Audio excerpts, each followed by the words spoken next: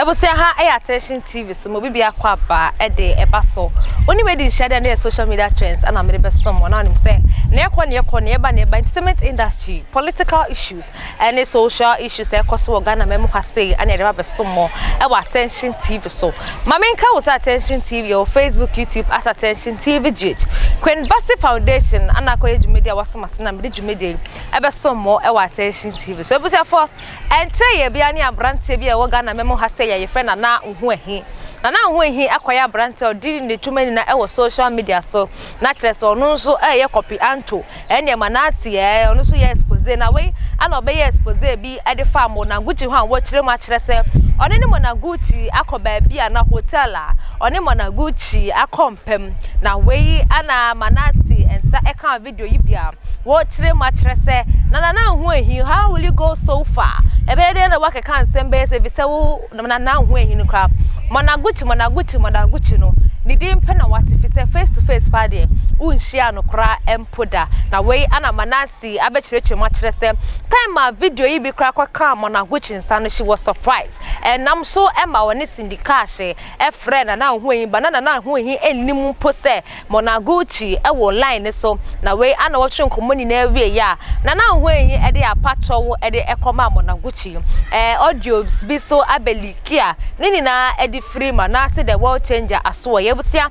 ye ba kotie no e de aba na so menka wo se Queen Basti Foundation ana akoye foundation a wasoma sna me di dwumede e be so mo attention TV so Queen Basti na dwuma wo ye ne se ohwe agyanka mabro wa husia woni wani bie eno ntie busia kakrawa na wo no so fa bedom no na bibia na nhira wonya no ebi so ebe so so yenko ne yenkotie Manasseh embassy a Mona Gucci kuni bisa prince oye voice note be di matam se me kwatika kraka otie ye me tira me bo na me ti me ba bi na so pe kwatie ye na be di ye man so se be di na ba no mabubu na wabubu no akofi anu me konta kwa ni be di matam eso na se di mu kwate oba ba se o ti mu kwaji hotel sa Hoahi be di mu ho o ti fi se me di wo fie se na yin kura wo ka se me di wo kura se o rent aso a wo ko pata wajiska kwa siska that is how ko siska na de betra ko han dan a na wa mama me be di wo hono mo o Mona Gucci na wa wie ye onipa bi ti se sa akoye oso akini yi etima bie na numpo aka se oba wo fefo ti se Mona Gucci abrante we etima bie na no aka se mene wo ada na wo se wo kwaji hotel se memra mediu ena me bae ena aso be di me kote ena me di wo ena aso me kote ewa ena wo ye audio ma me ye enka bisa ho se eye eduro ana eye di adea abranti ade obetina abonti oye fa Mona Gucci hu nyina ye onte da Mona kura sa winshi ane da unye hu Mona kura no Mona ni nkomo face to face da enso betina abonti be twa ntro we de to ne so enso na wunye hu ni da wo wiase ene ne ntrase ni nkomo ene ne ntrase hihye hwe da wo wiase afa udi mirika ena akofre eye lady syndicate ene mami enu mudidi mu nkomo be di ya na e wo se wodi achaupa emma Mona Gucci na ka kire de se nsema na wo kan nyina na obo anti won fa nchew we ye ko a eye Cindy Hoahi omo free Mona na omo ye ko no conference TV na yenko hello Mona aya mo yitu ara mo ho hello yes ona adumo ebe ya me aya ana wo so na we ana mo na wo so ore we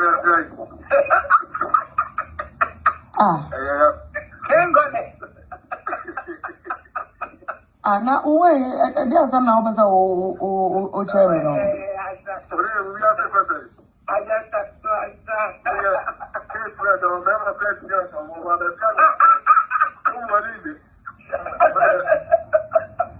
no but me no me uka social media they did matema nana me any problem but asama wa kan say me ma ko show that for say be di me no enya asama ye ka I do a chat. I never saw my wife. I do a chat. And I want the church to right. Enti ka me yani nia bag obetimi aka bibisa oba ana nani be ti se be ma bi nka bibisa mfa ni nia ba ho Ada Mr. Pacho. Ada. See? Ada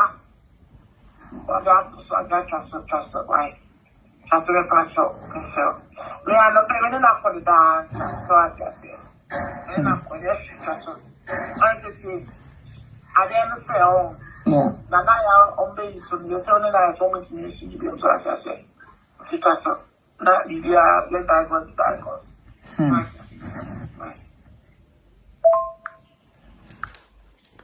Don so mo kasa na no abrantie no efri line so na oni so biu because na your conference tutun so no nya call aha ena ofri so wie no Mona eye audio ena odi audio no esende sa abrantie oso akini ya odawe wogigi sika ena twitwa ntro to nkrofo so oba no ni da wo be gina wo se mediw owie no Mona eye audio edman pese otie Mona numa se good evening.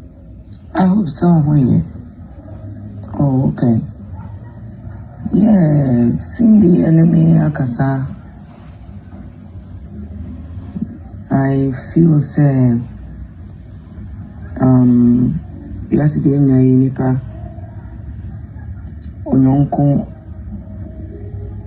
eye boni bitiawa. You have the right to say, oh, you're sorry, or you don't mean it, you're sorry, and it's okay. Me Mona, me that kind of girl. I patronize social media. I don't have the time for that.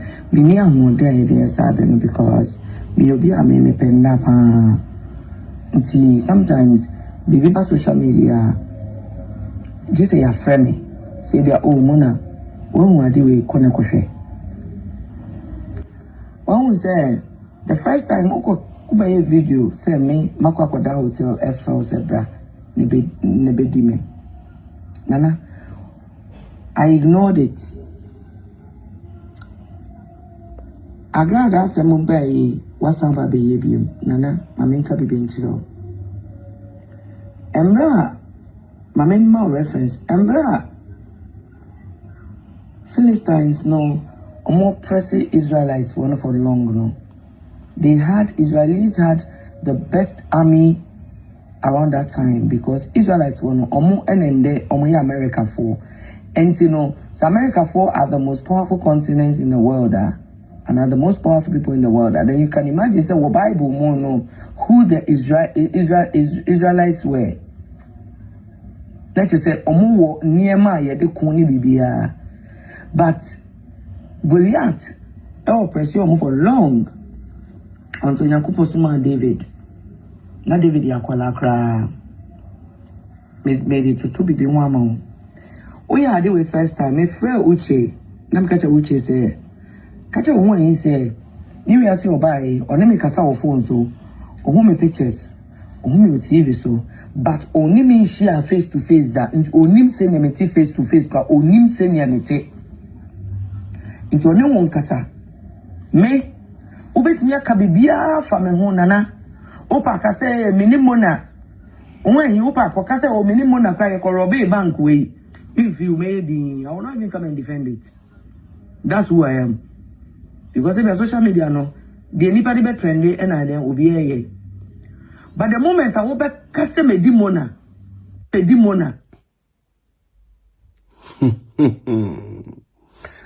Ay, asona ede.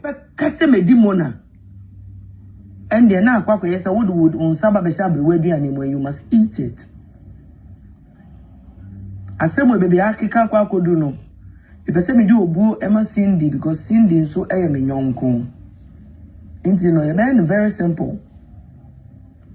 One mendada when yami anim woni pada se ni anim umfa we nipo sei ehu meda phone so pe ene ya ye kasa It is over support wo nyon kufu ono mo kra mpo se bia omo ni mo na koto ko support omo a nana we asi didida eyesin didi prekum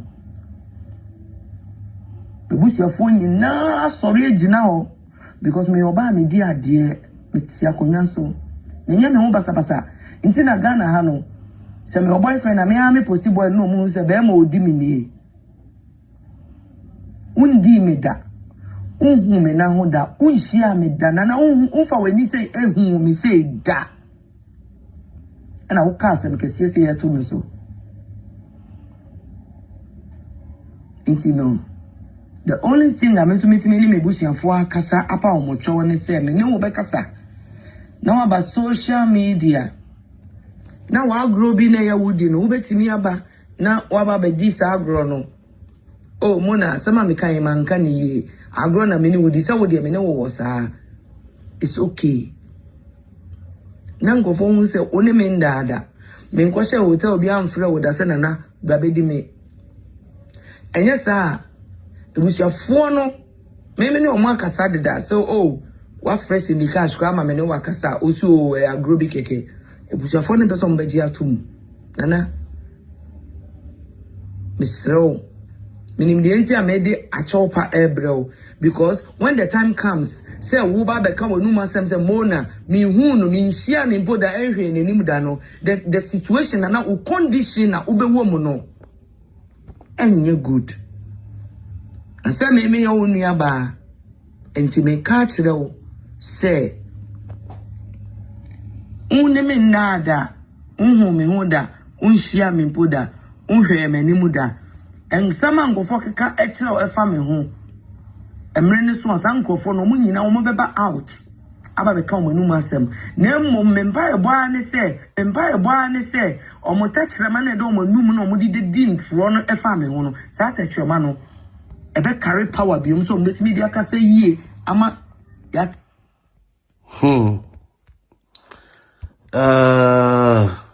ebi wi sisi ya te o ya so mo se bia asema me kafa mo na ho no enya no kre abusa Manasseh any audios Mona Gucci edema na na hu ehi ensem ana yede aba ewie no ha attention TV so yeda se yakra